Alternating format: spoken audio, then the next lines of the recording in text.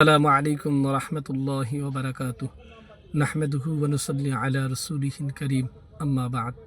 আলহামদুলিল্লাহ মুহতারাম, আপনাদের মাঝে নতুন একটি ভিডিও নিয়ে আসলাম। সেটা হলো ঋণগ্রস্ত হইলে কি দোয়া পড়তে হয়। আল্লাহ রাসূল সাল্লাল্লাহু আলাইহি ওয়াসাল্লাম আমাদেরকে এই দোয়া শিক্ষা দিয়েছেন, যে ব্যক্তি ঋণগ্রস্ত হয় তো ওই ব্যক্তি যদি এই দোয়া পড়ে আল্লাহ তাআলা তার পেরেশানি দূর করে দেন এবং ঋণ পরিশোধ করার ব্যবস্থা করে দেন। এই জন্য এই দোয়াটা আমি শিখব, ইনশাআল্লাহ অপরকে শিখার উদ্দেশ্যে শেয়ার করে দিব। দোয়াটি এই: আল্লাহুম্মা কফিনি বিহালালিকা আন হারামিক ওয়া আগনিনি বিফাদলিকা আম্মান সিওয়াক।